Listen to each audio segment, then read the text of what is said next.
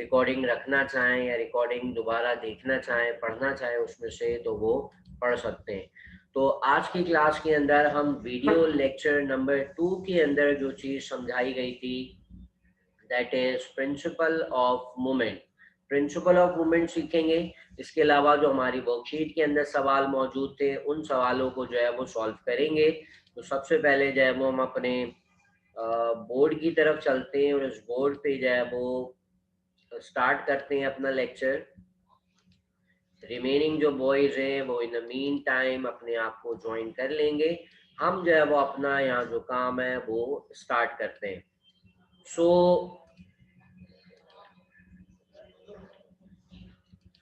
आज जो हम चीज़ स्टार्ट करने जा रहे हैं वो हमने अपने वीडियो नंबर 2 के अंदर जो है वो पढ़ी थी। हमारी जो वीडियो नंबर 2 थी, उस वीडियो नंबर 2 के अंदर एक लॉ या एक प्रिंसिपल जो है वो समझाया गया था और उसका जो नाम था वो था प्रिंसिपल ऑफ मूवमेंट।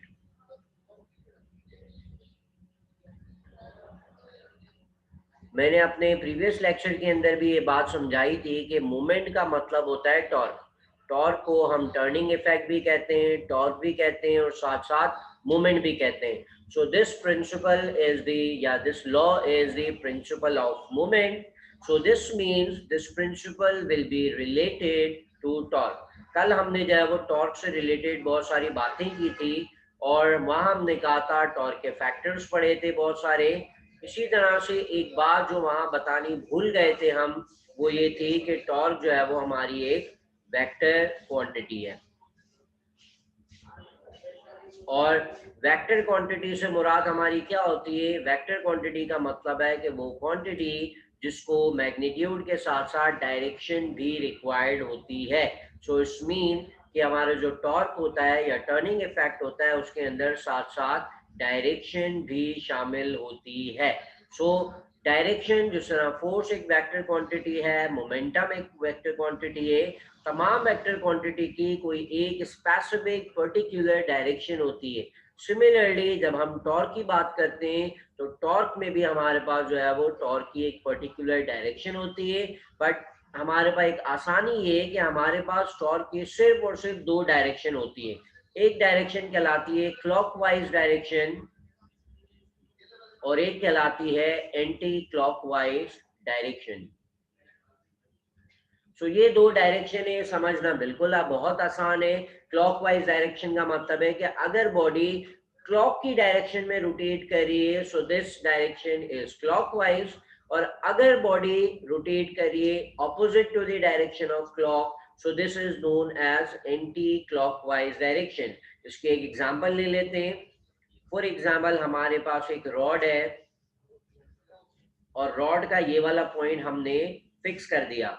अगर मैं इस रॉड के ऊपर जो है वो इस डायरेक्शन में फोर्स अप्लाई करूंगा, तो फॉर एग्जांपल ये वो रॉड है, ये वाला एंड मैंने फिक्स कर दिया और यहाँ मैं जो है वो उसके ऊपर फोर्स अप्लाई कर रहा हूँ। तो फोर्स अप्लाई करने से देखें इस डायरेक्शन को, this is the direction of clock. ये जो रॉड मूव कर रही है it is moving in the direction of clock. तो ये जो रॉड है मेरी वो इस डायरेक्शन के अंदर रोटेट करने लगेगी। सो this is the clockwise direction.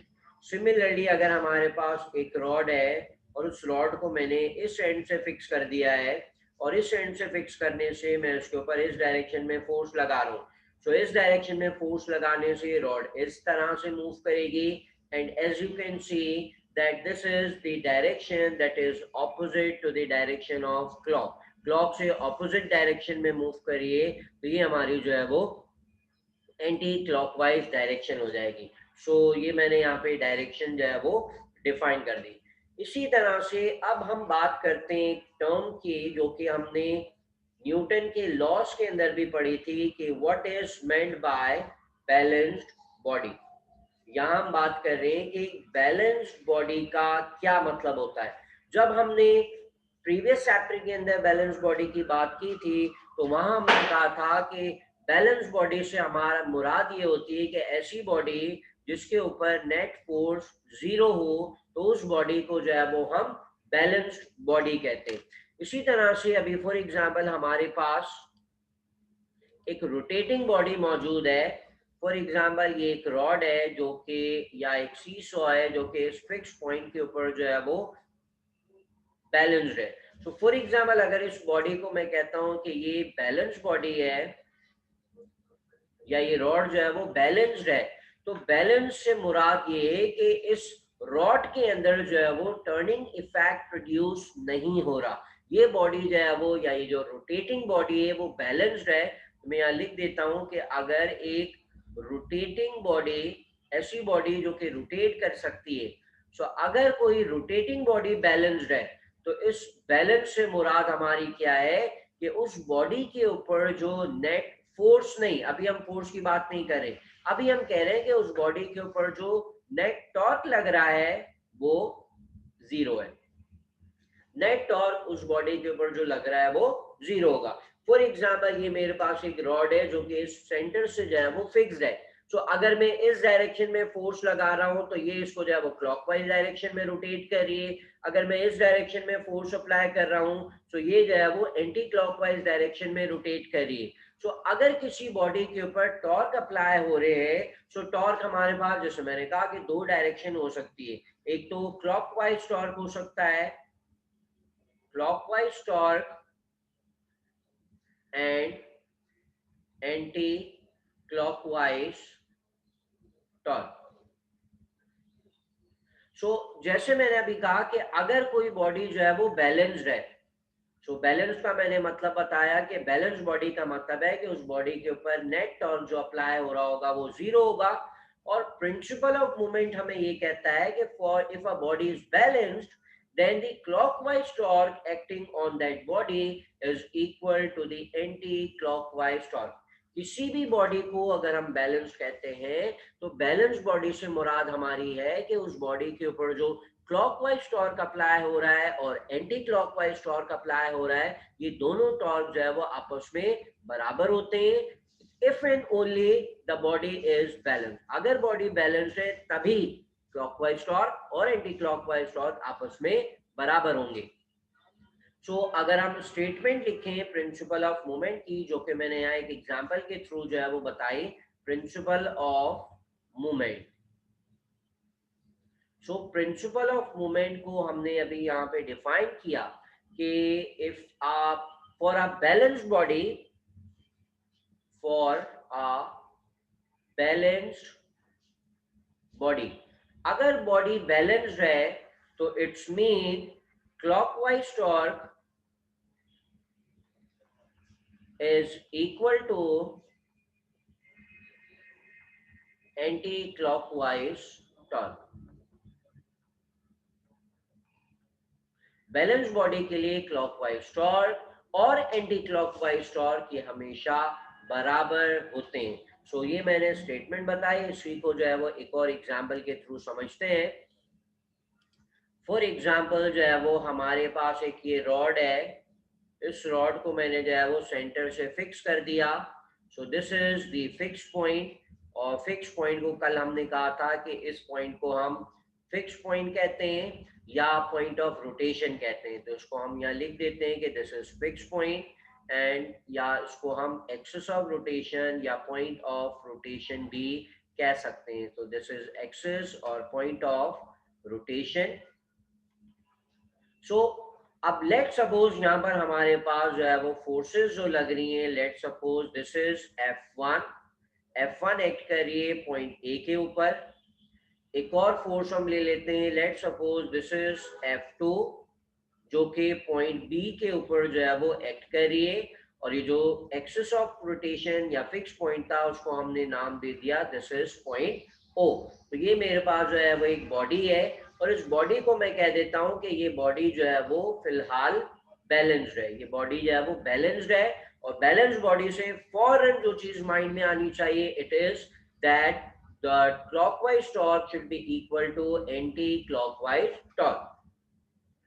अगर हम टॉर्क का फॉर्मूला रिकॉल करें तो टॉर्क का फॉर्मूला होता है force multiply by moment arm. ये हमारे पास फॉर्मूला होता है टॉर्क का, force multiply by moment arm. अगर हम यहाँ अपनी दोनों फोर्सेस को देखें, this force 1 and this force 2, force 1 की वजह से भी टॉर्क प्रोड्यूस होगा, फोर्स 2 की वजह से भी टॉर्क प्रोड्यूस होगा। सो एक टॉर्क को हम नाम दे देते हैं टॉर्क 1 और दूसरे टॉर्क को हम नाम दे देते हैं torque 2। So torque 1 will be equal to force multiply by moment arm. Force के लिए हम F यूज करते हैं और मोमेंट आर्म के लिए हम L यूज करते हैं, and this torque is represented by this symbol. So torque 1 की बात कर रहे हैं तो हम कह देते हैं force is 1 and moment arm L is 1। इसी तरह से टॉर्क 2 के लिए F2 मल्टीप्लाई बाय L2। सो ये मैंने जो है वो फॉर्मूले के अंदर जो है वो वेरिएबल्स को जो है वो सब्स्टिट्यूट कर दिया। सो फोर्स वन हमारे पास ये F1 है, और मोमेंट आर्म का मतलब मैंने बताया था कि मोमेंट आर्म का मतलब होता है the distance between the point of action of force and the axis of rotation. So इस पॉइंट ए से लेके इस पॉइंट ओ तक का जो पूरा डिस्टेंस है ये कहलाता है मोमेंट आर्म। सिमिलरली अगर हम फोर्स 2 को देखें तो फोर्स 2 का जो डिस्टेंस है पॉइंट ऑफ रोटेशन से लेके एक्सिस ऑफ रोटेशन तक का, इसको हम कहेंगे L2। सो टॉर्क हमारे पास टॉर्क 1 बराबर हो जाएगा force 1 multiply by L1 distance था from O to A। Similarly, our torque 2 will be equal to force 2 and our moment arm 2 will be equal to OB। सो मैंने यहाँ पर जो है वो दो टॉर्क्स जो है वो कैलकुलेट कर लिए। अब हम जो है वो देखें कि अगर अप्लाई करें इस बॉडी के ऊपर principle of moment, apply the principle of moment. So यहाँ मैंने कह दिया था कि जो हमारी बॉडी है वो एक बैलेंस बॉडी है, और बैलेंस बॉडी से मुराद होता है कि बॉडी के ऊपर जो क्लॉकवाइज टॉर्क और एंटी क्लॉकवाइज टॉर्क अप्लाई हो रहे हैं वो बराबर है। सो अगर इस F1 को देखें, सो इस F1 की जो टॉर्क की डायरेक्शन है वो कुछ इस तरह से है। ये जो F1 है वो इस डायरेक्शन में हमारी रॉड को रोटेट कर रही है। F2 को देखें तो F2 जो है वो इस डायरेक्शन में हमारी रॉड को रोटेट कर रही है। सो इस डायरेक्शन को अगर हम कंपेयर करें with the direction of clock, तो इस डायरेक्शन को हम कहेंगे this is anti clockwise direction. And इस डायरेक्शन को अगर हम देखें तो it is in the direction of clock, तो इसको हम कहेंगे it is in the clockwise direction. So principal of movement अभी हमने प्रीवियस बोर्ड के ऊपर पढ़ा दैट प्रिंसिपल ऑफ मूवमेंट क्या होता है कि अगर बॉडी बैलेंस्ड है इसका मतलब है कि clockwise torque should be equal to anti clockwise torque। Clockwise torque और एंटी क्लॉकवाइज टॉर्क आपस में बराबर होते हैं। सो ये वाला जो मेरे पास टॉर्क आ रहा है इट इज क्लॉकवाइज, और एंटी क्लॉकवाइज है टॉर्क 1, और टॉर्क 2 जो मेरे पास आ रहा है इट इज क्लॉकवाइज। तो मैं इन दोनों को इक्वल कर सकता हूँ, F2 multiply by OB is equal to F1 multiply by OA। So इस तरह से जो है वो मैं अपने क्वेश्चन को जो है वो प्रॉब्लम को जो है वो हम सॉल्व कर सकते हैं। तो अब हम जो है वो उसकी तरफ चलते हैं कि जो हमने वर्कशीट के अंदर जो क्वेश्चंस दिए थे उसको सॉल्व करने की जो है वो कोशिश करते हैं। तो यहाँ हम जो है वो एक 30 सेकेंड का ब्रेक लेते हैं। 30 सेकेंड के अंदर मैं टाइम दे रहा हूँ स्टूडेंट्स को कि वो बच्चे जो कि क्वेश्चन पूछना चाह रहे हैं मुझसे क्वेश्चन कर सकते हैं। प्रिंसिपल ऑफ मूवमेंट हमने यहाँ तक पढ़ा है, और इस यहाँ तक जिन बच्चों को कोई सवाल है, कोई बच्चे पूछना चाह रहे हैं सवाल, तो वो पूछ सकते हैं। इस दौरान अहमद रजा, सखावत और शाह फैसल ये वो तीन स्टूडेंट्स हैं जिन्होंने हमें बाद में ज्वाइन किया था। तो ये तीन बच्चे अगर कोई सवाल पूछना चाह रहे हैं तो बेटा पूछ सकते हैं। देन हम जो है वो अपने उसकी तरफ चलते हैं, अपने नेक्स्ट क्वेश्चन की तरफ।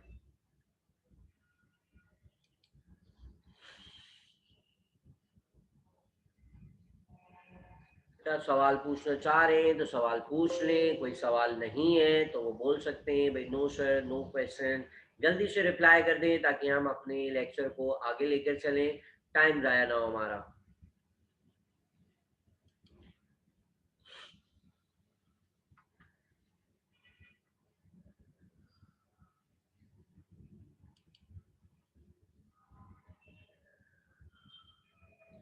के शाह फैसल कोई सवाल नहीं पूछना चाह रहे भाई, कोई बात नहीं। बाकी रिमेनिंग स्टूडेंट्स कोई सवाल पूछना है, कोई बात पूछनी है, जल्दी से पूछ लें।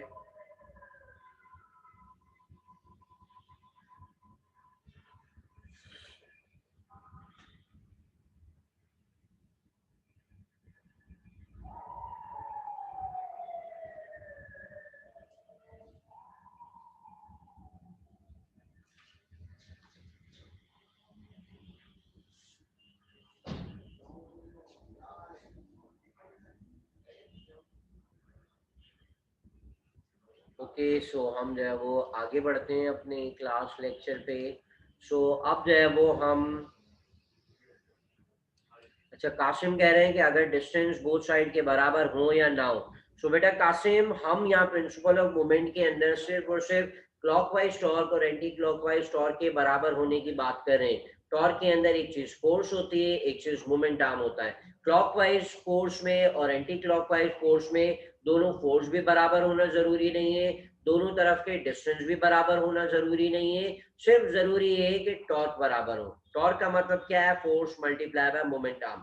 तो फोर्सेस भी दोनों अलग अलग हो सकती हैं, दोनों के डिस्टेंस भी अलग अलग हो सकते हैं, बट स्टिल अगर वो बॉडी बैलेंस्ड है तो it will have the same amount of torque in the clockwise direction as well as in the anti clockwise direction. Okay, so अब क्वेश्चन को यहाँ पे स्टॉप करके हम अपने असाइनमेंट शीट की तरफ चलते हैं।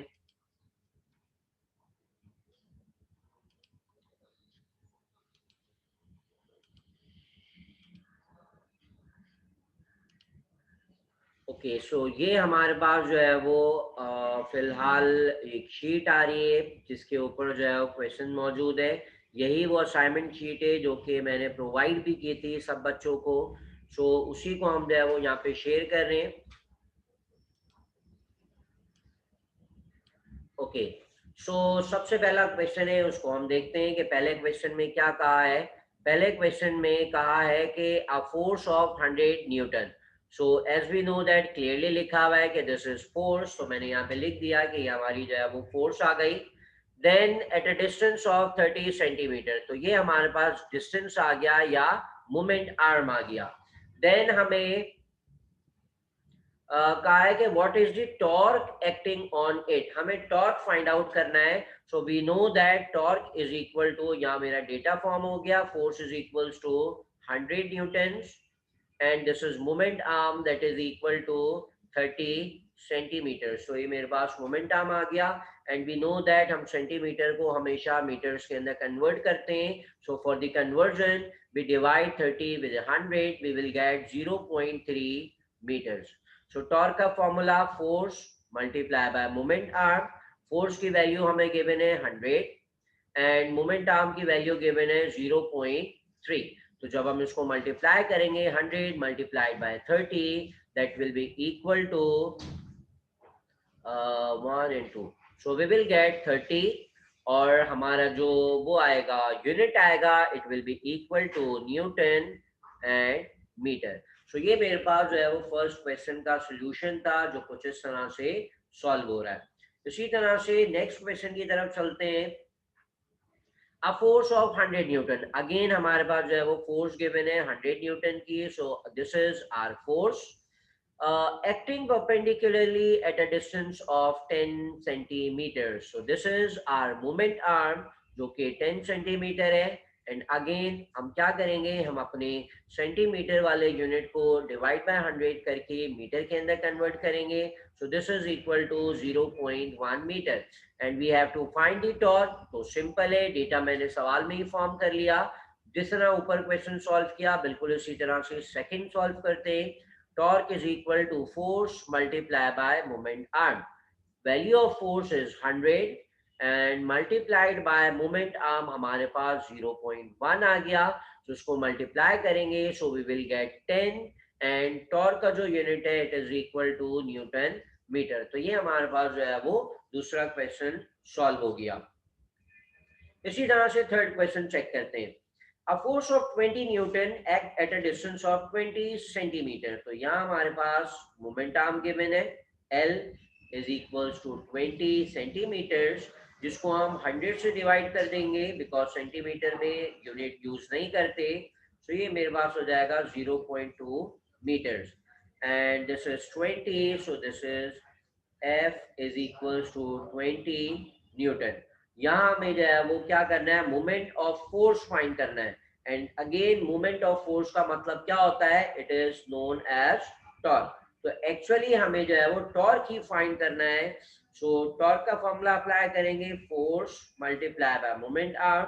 सो in this case our force is 20 and our moment arm is 0.2। तो 20 को 0.2 से मल्टीप्लाई कर देते हैं, we will get the torque equal to 4 and the SI unit is Newton meter. So ये तीन क्वेश्चन थे जो हमने सॉल्व किए। यहाँ अगर यहाँ तक इस पार्ट ऑफ द क्वेश्चन के अंदर किसी को कोई सवाल है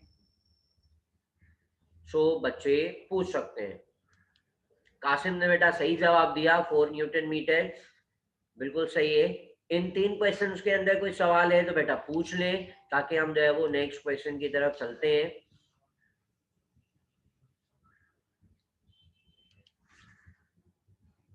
ओके, सो नेक्स्ट जो हमारा क्वेश्चन है इसकी तरफ आते हैं, नेक्स्ट शीट की तरफ। तो कासिम जो है वो रेगुलरली रिप्लाई कर रहे हैं, बाकी स्टूडेंट से भी रिक्वेस्ट है कि भाई वो यस नो के अंदर कोई जवाब दे दिया करें।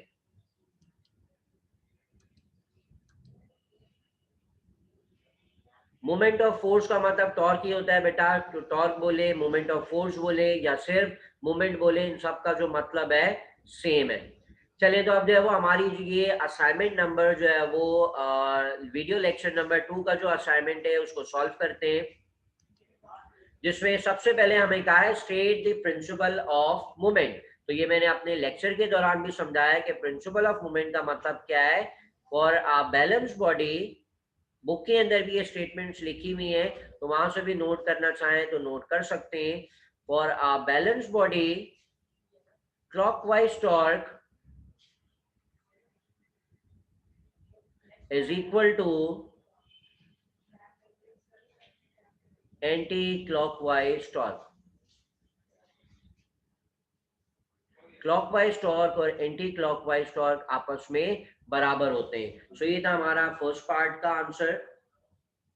इसी तरह से जो है वो what is the weight must be hung on the ruler to balance it. तो ये मेरे पास जो एक और क्वेश्चन है, डायग्राम जो है वो देख लें गौर से, असाइनमेंट्स के अंदर भी ये बनी हुई है। ये हमारे पास एक फोर्स है, इस फोर्स का नाम जो है वो W है। यहाँ हमारे पास एक फोर्स लग रही है, उसकी वैल्यू 100 न्यूटन है और एक का डिस्टेंस 30 सेंटीमीटर है और दूसरे का डिस्टेंस जो है वो 20 सेंटीमीटर। सो ये वो पॉइंट है, फिक्स पॉइंट, इसको हम नाम दे देते हैं O।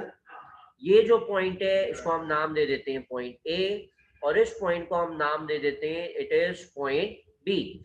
सो अगर गौर से देखें इस क्वेश्चन के अंदर, सो इस क्वेश्चन के अंदर ये जो वेट फोर्स है वो इस डायरेक्शन में रोटेट कर रही है रॉड को, और ये जो हमारी 100 न्यूटन की फोर्स है वो इस डायरेक्शन के अंदर रोटेट कर रही है। सो हम इस रॉड के ऊपर जो है वो प्रिंसिपल ऑफ मोमेंट अप्लाई करते हैं। So according to principle of moment, clockwise torque is equal to anti-clockwise torque। सो हम जो है वो इसको नाम दे देते हैं, ये वाला जो टॉर्क है दिस इज टॉर्क 1 और इसको हम नाम दे देते हैं दिस इज टॉर्क 2। एक क्लॉकवाइज टॉर्क है, दूसरा एंटी क्लॉकवाइज टॉर्क है, तो हम यहाँ इक्वेट कर देते हैं torque 1 is equal to torque 2। Torque 1 का फॉर्मूला क्या होगा, force 1 multiply by L1 and torque 2 का फॉर्मूला क्या होगा, F2 multiplied by L2। So force 1 की जो वैल्यू है वो W है, तो हम फोर्स 1 की जगह W पुट कर देते हैं, मल्टीप्लाई बाय इस फोर्स का जो डिस्टेंस है इट इज 20 सेंटीमीटर, तो L1 की जगह मैंने जो है वो 20 पुट कर दिया। उसी तरह से F2 हमारे पास 100 न्यूटन है, तो मैंने यहाँ 100 पुट कर दिया, मल्टीप्लाई बाय इसका जो डिस्टेंस है 30, उसकी जगह मैंने जो है वो डिस्टेंस 30 पुट कर दिया। इस क्वेश्चन के अंदर हमें कहा है कि what is the value of weight W। सो W मुझे कैलकुलेट करना है, तो W के लिए मैं इस 20 को दूसरी साइड पे डिवाइड कर देता हूँ, 100 मल्टीप्लाई बाय 30 डिवाइडेड बाय 20। तो उसको सिंप्लीफाई करेंगे तो 0 एंड 0 कैंसिल आउट हो जाएंगे। 2 1 is 2 and 2 50 is 100। सो हमारे पास 50 और 3 बच गया। सो वेट देख लेते हैं इसका। सो वेट हमारे पास आ जाएगा 50 मल्टीप्लाई बाय 3। तो हमारे पास जो वेट आ गया इसका it is equal to 150 newton. तो हमारा जो W का आंसर है वो 150 आ रहा है।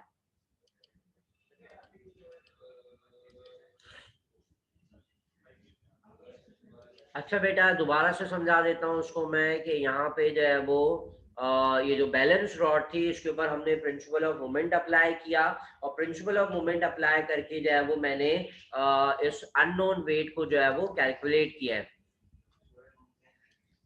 हाँ, इस ये जो रॉड का जो मोमेंट आर्म है सेंटीमीटर में ही था, जिस तरह ऊपर हम जो है वो उसको मीटर में कन्वर्ट करके काम कर रहे थे, तो यहाँ हम जो है वो मीटर में मैंने कन्वर्ट नहीं किया। इसलिए नहीं किया बिकॉज इस क्वेश्चन के अंदर जो है वो कन्वर्ट ना करने से कोई फर्क नहीं पड़ता। तो बच्चे चाहें तो अपने पास जो है वो इसको इसी कन्वर्जन के साथ भी सॉल्व करके जो है वो ये क्वेश्चन को जो है वो सॉल्व कर सकते हैं। हमारे आंसर के ऊपर जो है वो कोई फर्क नहीं पड़ेगा। तो बच्चे अपने पास कन्वर्ट करके सॉल्व करें। कन्वर्ट करने के बाद भी जो आंसर है वो हमेशा हमारे पास सेम ही आएगा। ओके, सो नेक्स्ट क्वेश्चन की तरफ चलते हैं। इसी तरह का एक और सवाल हमारे पास यहाँ मौजूद है, इसको सॉल्व करते हैं। हमारे पास टाइम भी जो है वो सिर्फ 5 मिनट का रह गया है, तो थोड़ा स्पीड में करते हैं उसको सॉल्व।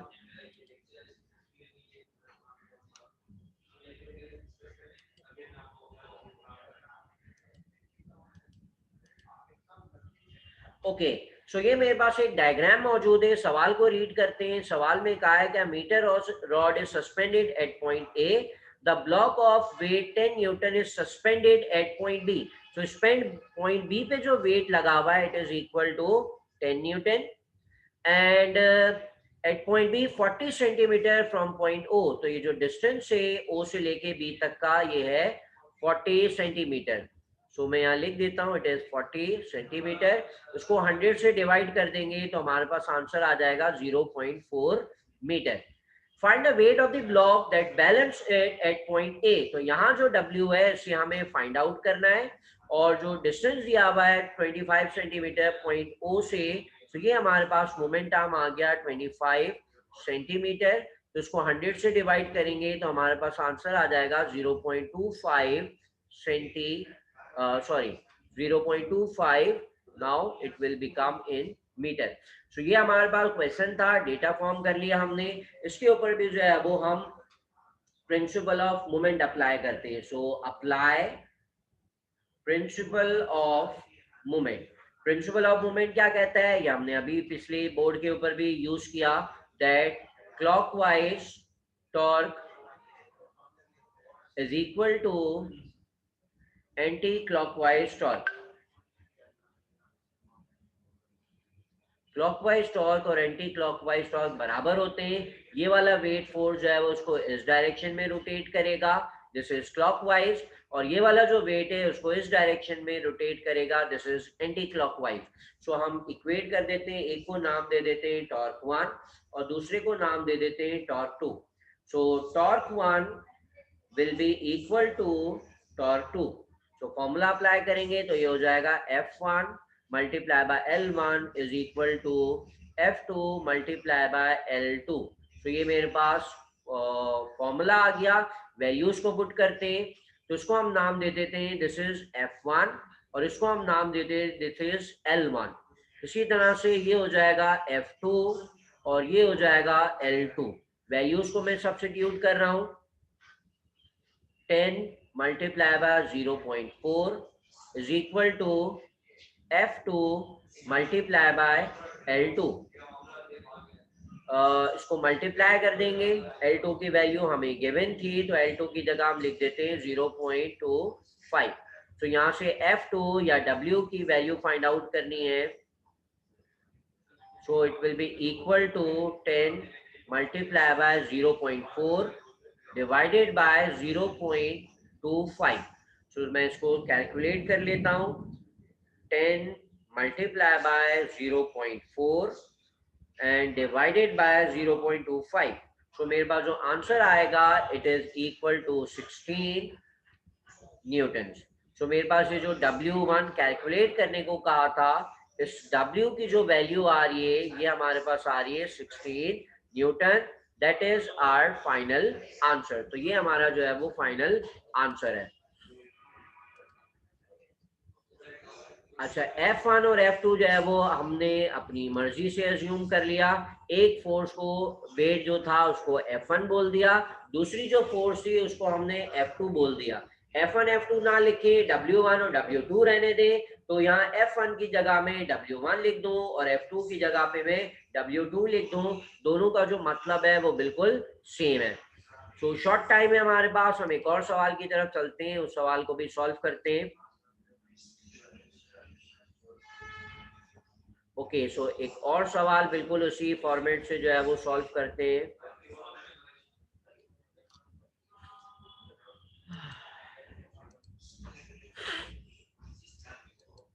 ओके, सो यहाँ हमारे पास भी इसी तरह की डायग्राम मौजूद है। दो फोर्सेस हैं, नाम दे देते हैं इसको हम। This is F1 and this is F2। ये जो रॉड है हमारी पूरी वो है 1 मीटर की। तो इसका मतलब है कि यहाँ से लेकर यहाँ तक ये पूरा जो है वो 1 मीटर है।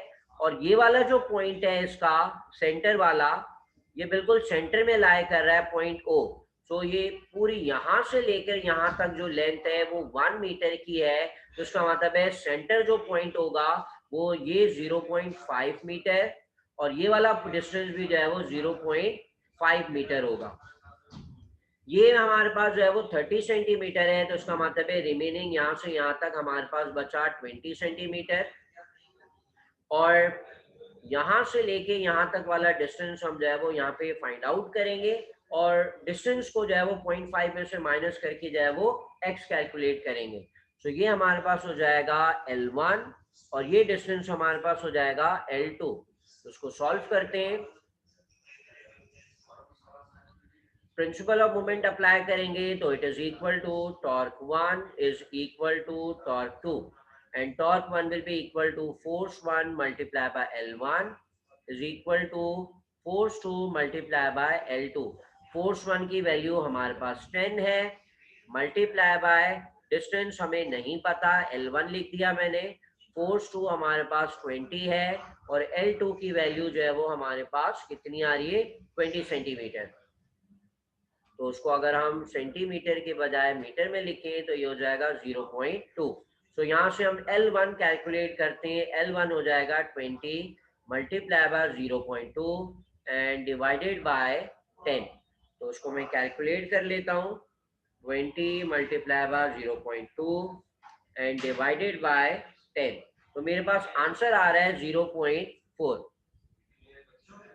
तो इसका मतलब क्या है कि यहां से लेके यहां तक जो पूरा डिस्टेंस है वो 0.4 मीटर आ रहा है। मैंने यहाँ पे कहा कि स्टार्टिंग से लेके यहां तक ये पूरा डिस्टेंस जो है वो 0.5 मीटर था। सो जो 0.4 यहाँ से लेके यहाँ तक 0.4 है, तो ये वाला जो रिमेनिंग पार्ट है it will be equal to 0.1 metre. तो मेरे पास जो सवाल पूछा गया था, x की वैल्यू फाइंड करनी थी, x वो डिस्टेंस था। तो मेरा जो फाइनल आंसर है it is equal to 0.1 metre. तो ये लास्ट क्वेश्चन था इस हमारे इस असाइनमेंट का। यहाँ हम जो है वो लेक्चर को भी अपने एंड कर रहे हैं। तो क्वेश्चन के लिए वेट कर रहा हूँ। हमारे पास सिर्फ 1 ही मिनट बचा है क्लास के अंदर। यूनिट ऑफ टॉर्क, बेटा टॉर्क का यूनिट होता है newton metre. Nm is the SI unit of torque.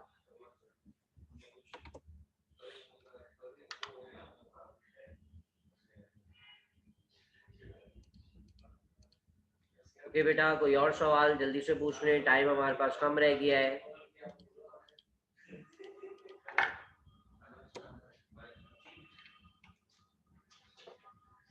इस जो मैंने क्वेश्चन सॉल्व करवाए हैं उसके शॉर्ट्स में जो है वो अभी मीटिंग के एंड पे जो है वो क्लास के अंदर सेंड कर दूंगा। साथ साथ ये जो रिकॉर्डिंग है उसको भी मैं सेंड कर दूंगा ग्रुप के अंदर। जो बच्चे अटेंड नहीं है, अटेंडेंस कम है, या फिर वो बच्चे जो कि थोड़ा लेट ज्वाइन करते हैं,